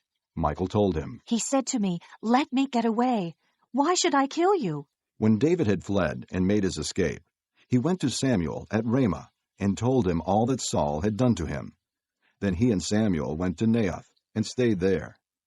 Word came to Saul, David is in Naioth at Ramah. So he sent men to capture him. But when they saw a group of prophets prophesying, with Samuel standing there as their leader, the Spirit of God came upon Saul's men, and they also prophesied. Saul was told about it, and he sent more men, and they prophesied too. Saul sent men a third time, and they also prophesied. Finally, he himself left for Ramah and went to the great cistern at Seku, and he asked, Where are Samuel and David? Over in Naioth at Ramah, they said. So Saul went to Naioth at Ramah, but the Spirit of God came even upon him, and he walked along prophesying until he came to Naioth. He stripped off his robes and also prophesied in Samuel's presence. He lay that way all that day and night. This is why people say, Is Saul also among the prophets? Chapter 20. Then David fled from Naioth at Ramah and went to Jonathan and asked, What have I done? What is my crime? How have I wronged your father that he is trying to take my life? Never, Jonathan replied. You are not going to die. Look, my father doesn't do anything, great or small, without confiding in me. Why would he hide this from me? It's not so. But David took an oath and said, Your father knows very well that I have found favor in your eyes, and he has said to himself, Jonathan must not know this, or he will be grieved. Yet as surely as the Lord lives, and as you live, there is only a step between me and death. Jonathan said to David, Whatever you want me to do, I'll do for you. So David said, Look, tomorrow is the new moon festival, and I am supposed to dine with the king. But let me go and hide in the field until the evening of the day after tomorrow. If your father misses me at all, tell him, David earnestly asked my permission to hurry to Bethlehem, his hometown, because an annual sacrifice is being made there for his whole clan. If he says, very well, then your servant is safe. But if he loses his temper, you can be sure that he is determined to harm me. As for you, show kindness to your servant, for you have brought him into a covenant with you before the Lord. If I am guilty, then kill me yourself. Why hand me over to your father? Never, Jonathan said. If I had the least inkling that my father was determined to harm you, wouldn't I tell you? David asked, Who will tell me if your father answers you harshly? Come, Jonathan said. Let's go out into the field. So they went there together. Then Jonathan said to David, By the Lord, the God of Israel, I will surely sound out my father by this time the day after tomorrow. If he is favorably disposed toward you, will I not send you word and let you know? But if my father is inclined to harm you, may the Lord deal with me, be it ever so severely.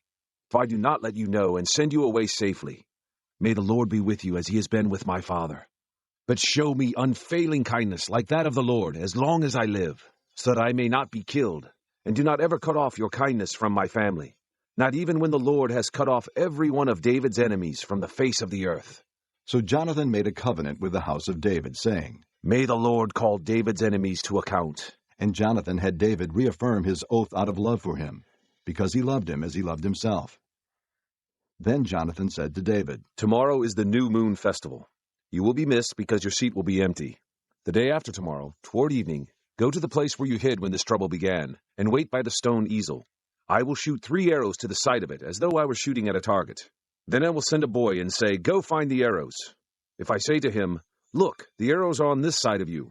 Bring them here. Then come, because, as surely as the Lord lives, you are safe. There is no danger. But if I say to the boy, Look, the arrows are beyond you, then you must go, because the Lord has sent you away. And about the matter you and I discussed, remember, the Lord is witness between you and me forever. So David hid in the field, and when the new moon festival came, the king sat down to eat. He sat in his customary place by the wall, opposite Jonathan, and Abner sat next to Saul. But David's place was empty. Saul said nothing that day, for he thought, Something must have happened to David to make him ceremonially unclean. Surely he is unclean. But the next day, the second day of the month, David's place was empty again. Then Saul said to his son Jonathan, Why hasn't the son of Jesse come to the meal, either yesterday or today? Jonathan answered, David earnestly asked me for permission to go to Bethlehem. He said, Let me go, because our family is observing a sacrifice in the town, and my brother has ordered me to be there. If I have found favor in your eyes, let me get away to see my brothers. That is why he has not come to the king's table. Saul's anger flared up at Jonathan, and he said to him, You son of a perverse and rebellious woman! Don't I know that you have sided with the son of Jesse to your own shame, and to the shame of the mother who bore you? As long as the son of Jesse lives on this earth, neither you nor your kingdom will be established. Now send and bring him to me, for he must die. Why should he be put to death? What has he done? Jonathan asked his father. But Saul hurled his spear at him to kill him. Then Jonathan knew that his father intended to kill David.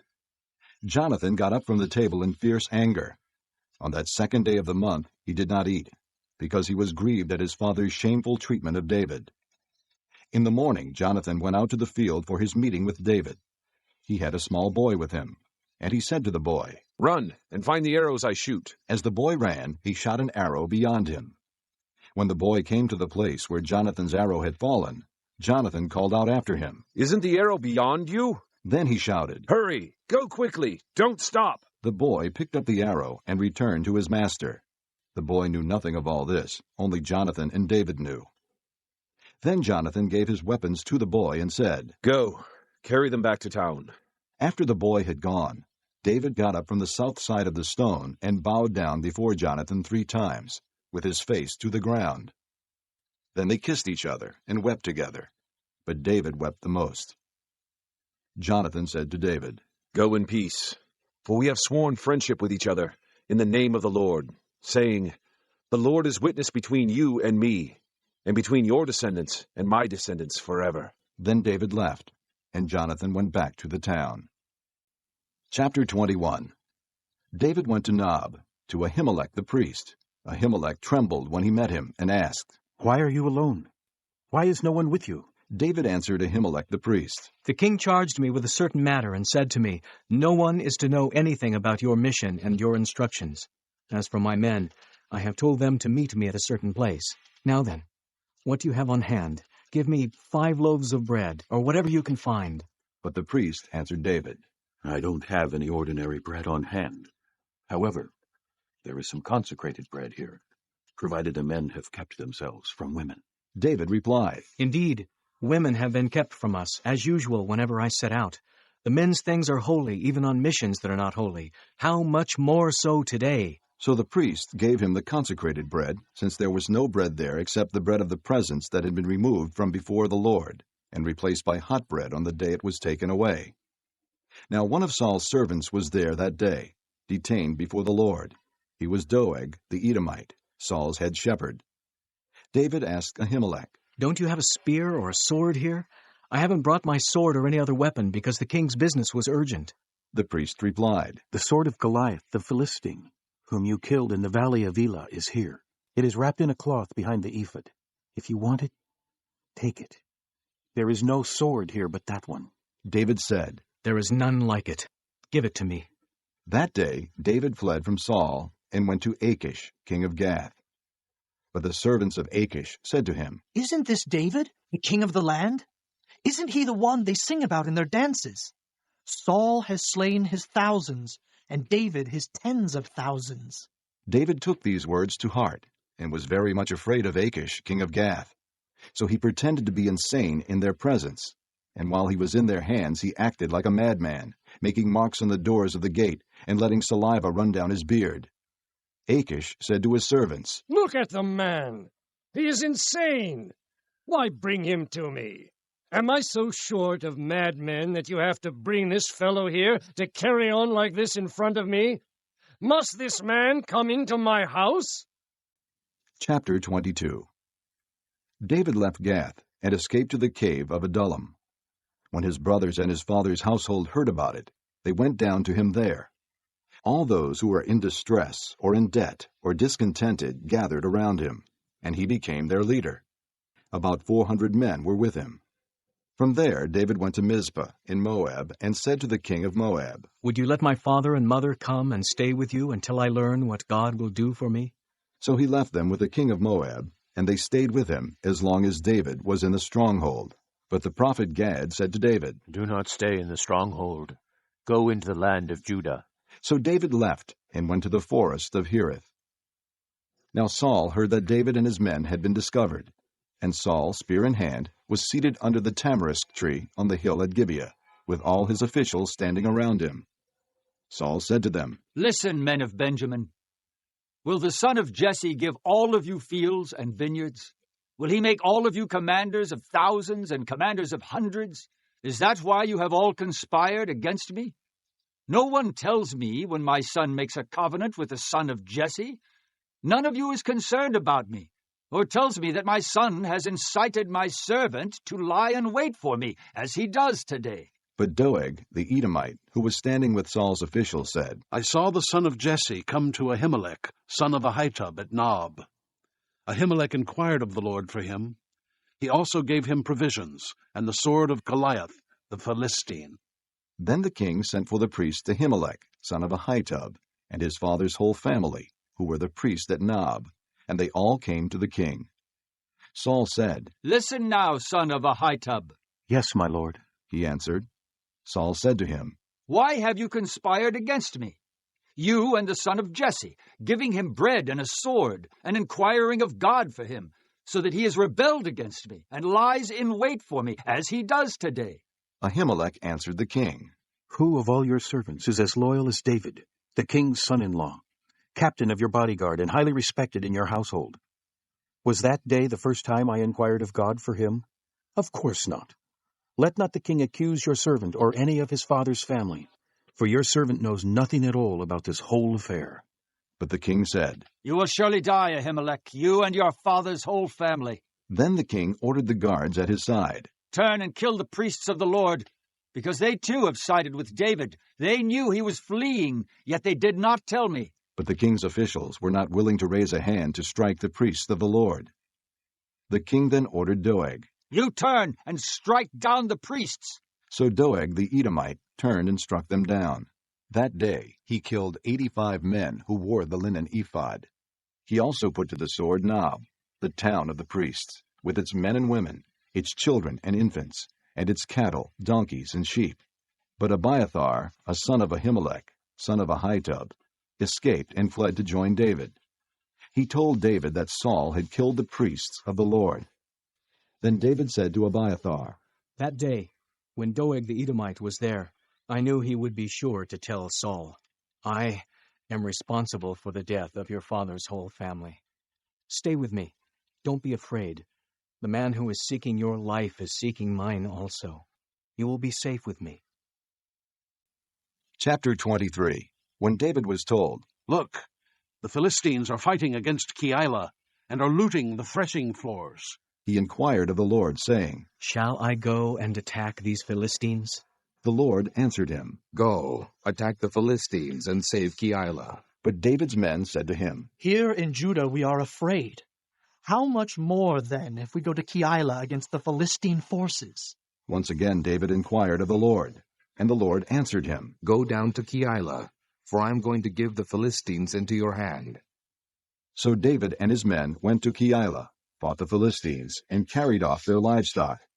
He inflicted heavy losses on the Philistines and saved the people of Keilah. Now Abiathar, son of Ahimelech, had brought the ephod down with him when he fled to David at Keilah. Saul was told that David had gone to Keilah, and he said, "God has handed him over to me. But David has imprisoned himself by entering a town with gates and bars." And Saul called up all his forces for battle, to go down to Keilah to besiege David and his men. When David learned that Saul was plotting against him, he said to Abiathar the priest, "Bring the ephod." David said, "O Lord, God of Israel, your servant has heard definitely that Saul plans to come to Keilah and destroy the town on account of me. Will the citizens of Keilah surrender me to him? Will Saul come down as your servant has heard? O Lord, God of Israel, tell your servant." And the Lord said, "He will."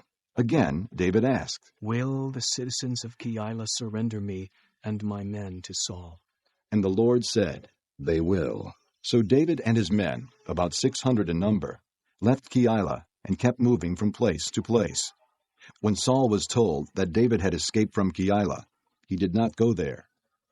David stayed in the desert strongholds and in the hills of the desert of Ziph.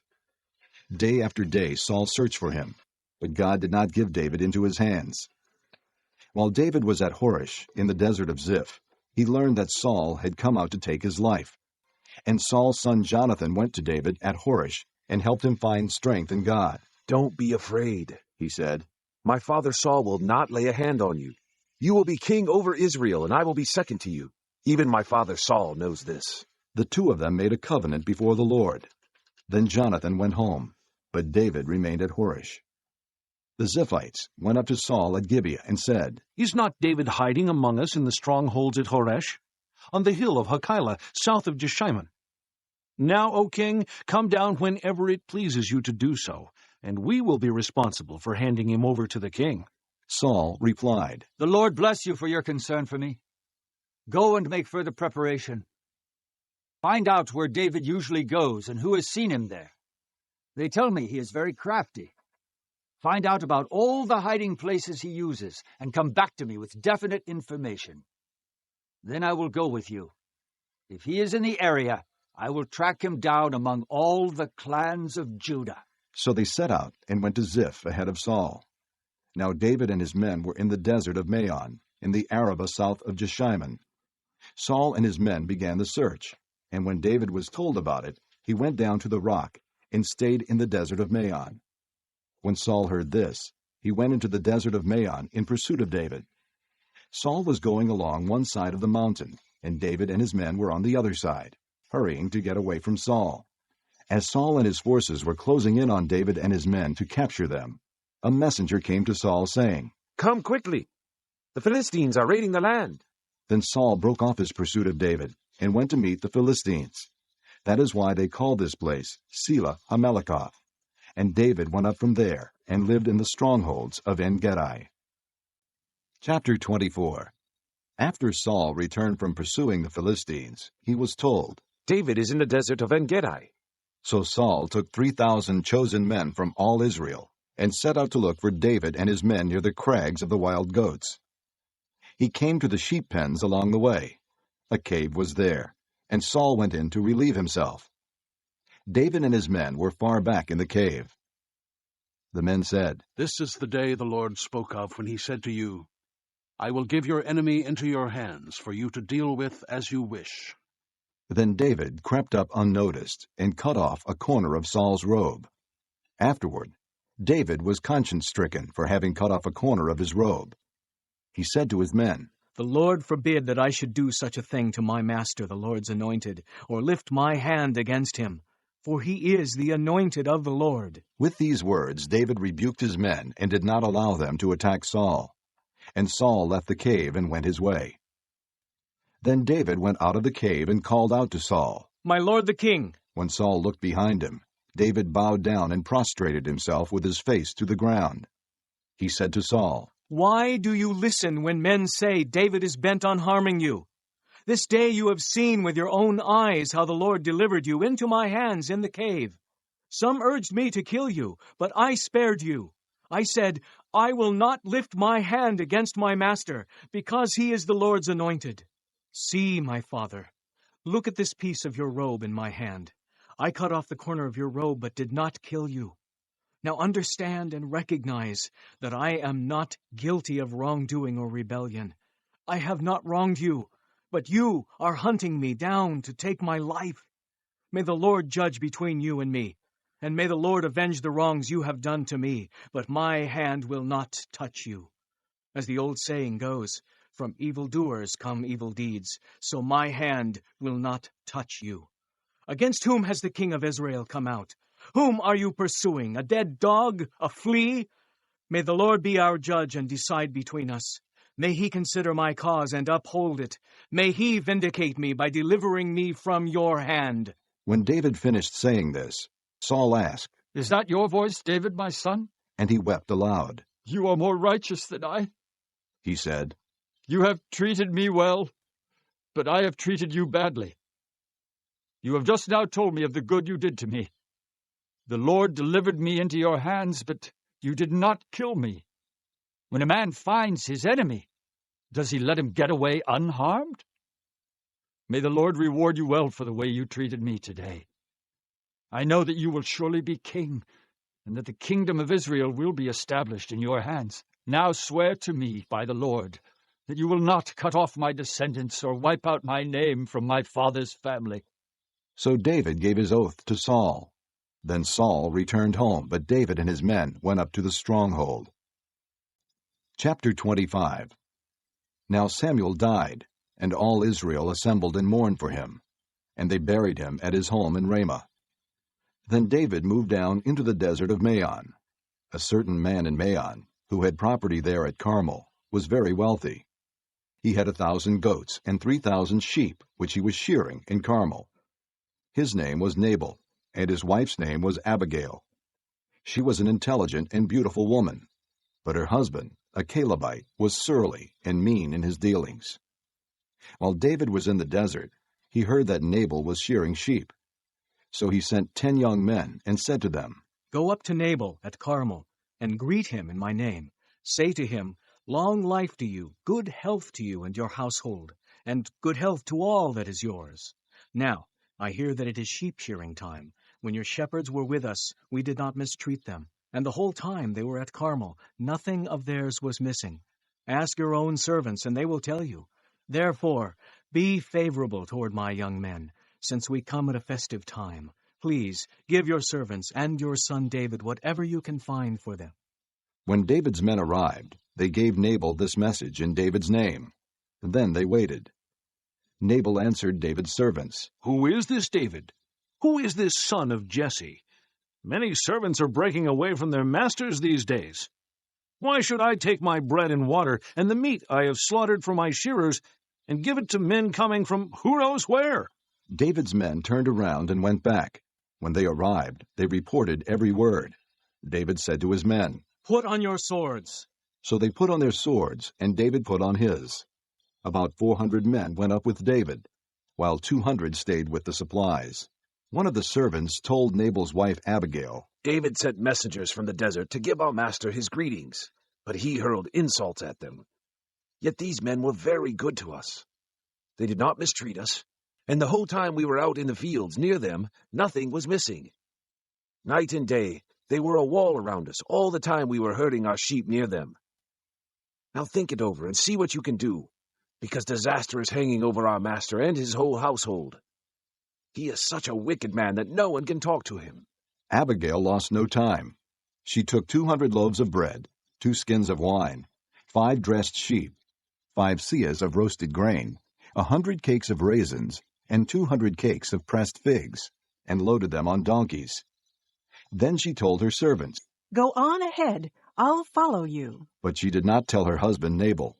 As she came riding her donkey into a mountain ravine, there were David and his men descending toward her, and she met them. David had just said, "It's been useless, all my watching over this fellow's property in the desert so that nothing of his was missing. He has paid me back evil for good. May God deal with David, be it ever so severely, if by morning I leave alive one male of all who belong to him." When Abigail saw David, she quickly got off her donkey and bowed down before David with her face to the ground. She fell at his feet and said, "My lord, let the blame be on me alone. Please let your servant speak to you.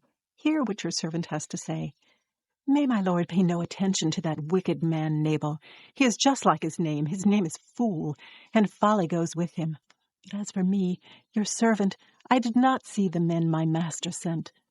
Now since the Lord has kept you, my master, from bloodshed and from avenging yourself with your own hands, as surely as the Lord lives and as you live, may your enemies and all who intend to harm my master be like Nabal. And let this gift, which your servant has brought to my master, be given to the men who follow you. Please forgive your servant's offense, for the Lord will certainly make a lasting dynasty for my master, because he fights the Lord's battles.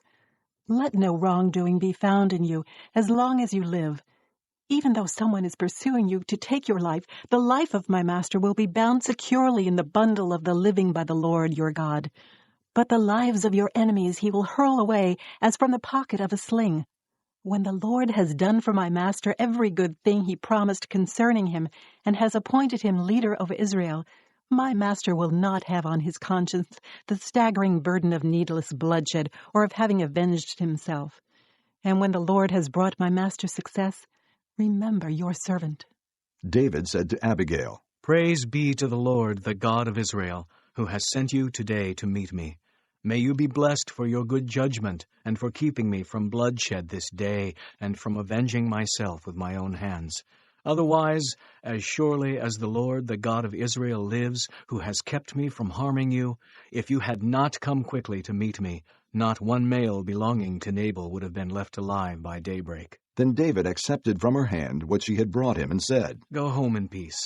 I have heard your words and granted your request." When Abigail went to Nabal, he was in the house holding a banquet like that of a king. He was in high spirits and very drunk. So she told him nothing until daybreak.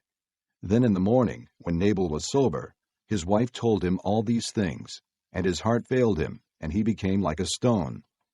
About 10 days later, the Lord struck Nabal, and he died. When David heard that Nabal was dead, he said, "Praise be to the Lord, who has upheld my cause against Nabal for treating me with contempt. He has kept his servant from doing wrong, and has brought Nabal's wrongdoing down on his own head." Then David sent word to Abigail, asking her to become his wife. His servants went to Carmel and said to Abigail, "David has sent us to you to take you to become his wife." She bowed down with her face to the ground and said, "Here is your maidservant ready to serve you and wash the feet of my master's servants." Abigail quickly got on a donkey, and attended by her 5 maids, went with David's messengers and became his wife. David had also married Ahinoam of Jezreel, and they both were his wives. But Saul had given his daughter Michal, David's wife, to Paltiel, son of Laish, who was from Gallim. Chapter 26.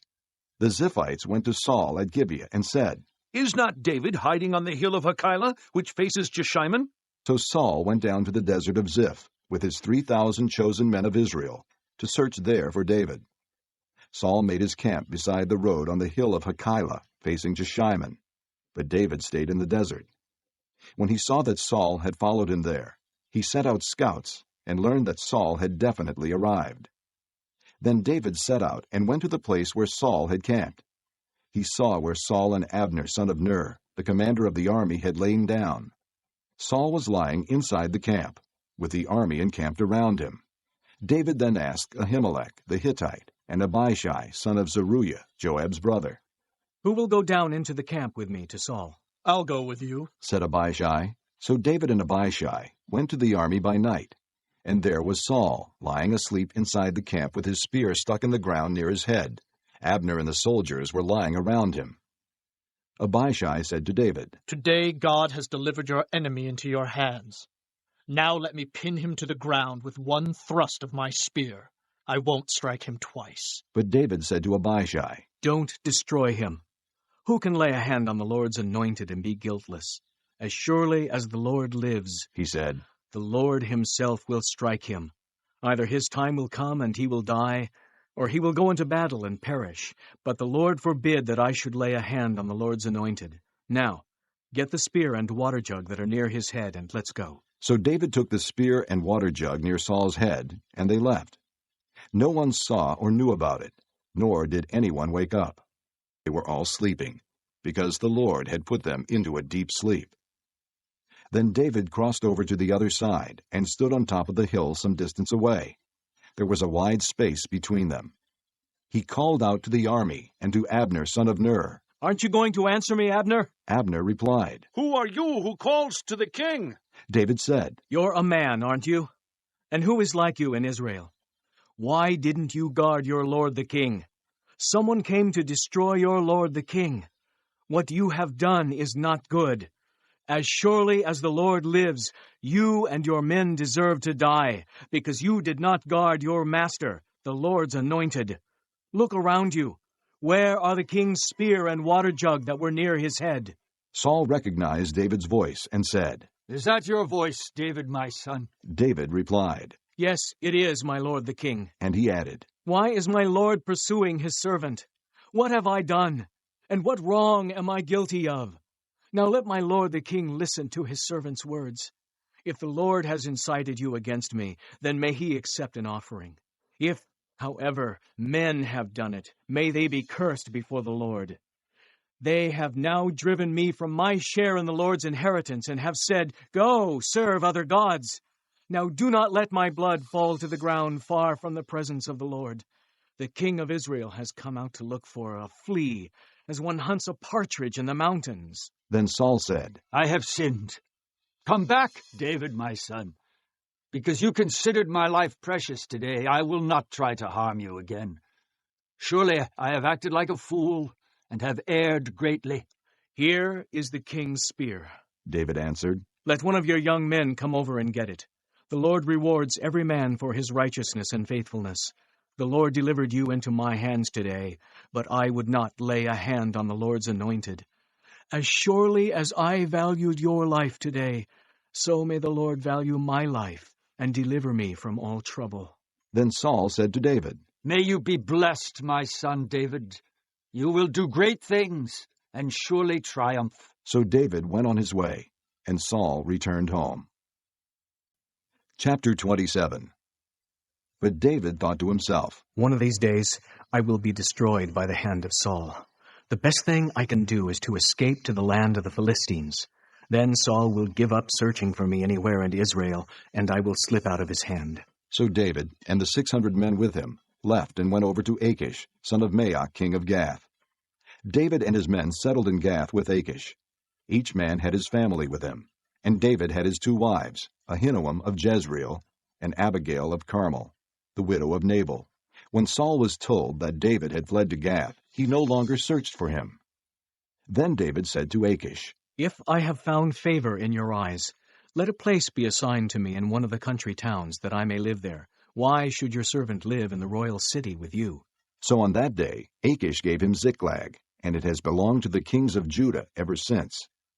David lived in Philistine territory 1 year and 4 months. Now David and his men went up and raided the Geshurites, the Girzites, and the Amalekites.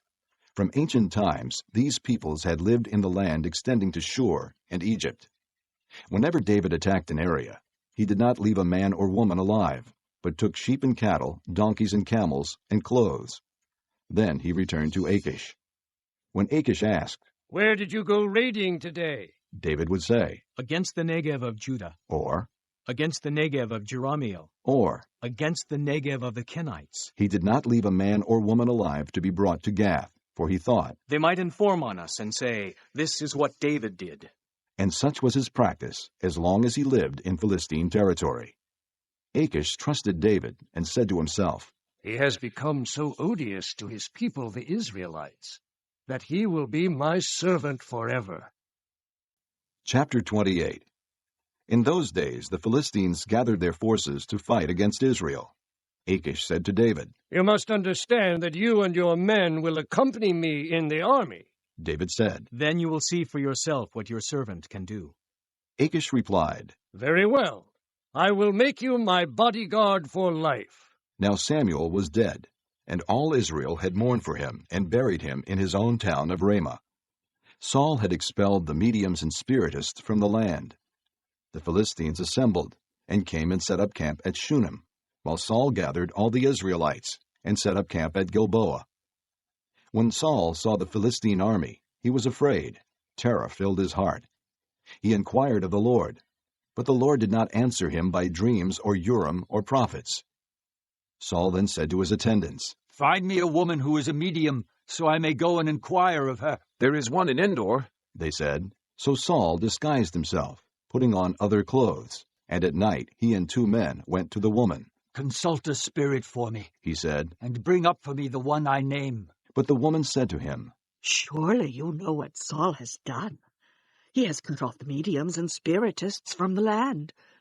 Why have you set a trap for my life to bring about my death?" Saul swore to her by the Lord, "As surely as the Lord lives, you will not be punished for this." Then the woman asked, "Whom shall I bring up for you?" "Bring up Samuel," he said. When the woman saw Samuel, she cried out at the top of her voice and said to Saul, "Why have you deceived me? You are Saul!" The king said to her, "Don't be afraid. What do you see?" The woman said, "I see a spirit coming up out of the ground." "What does he look like?" he asked. "An old man wearing a robe is coming up," she said. Then Saul knew it was Samuel, and he bowed down and prostrated himself with his face to the ground. Samuel said to Saul, "Why have you disturbed me by bringing me up?" "I am in great distress," Saul said. "The Philistines are fighting against me, and God has turned away from me. He no longer answers me either by prophets or by dreams, so I have called on you to tell me what to do." Samuel said, "Why do you consult me, now that the Lord has turned away from you and become your enemy? The Lord has done what he predicted through me. The Lord has torn the kingdom out of your hands and given it to one of your neighbors, David, because you did not obey the Lord or carry out his fierce wrath against the Amalekites. The Lord has done this to you today. The Lord will hand over both Israel and you to the Philistines, and tomorrow you and your sons will be with me. The Lord will also hand over the army of Israel to the Philistines." Immediately Saul fell full length on the ground, filled with fear because of Samuel's words. His strength was gone, for he had eaten nothing all that day and night.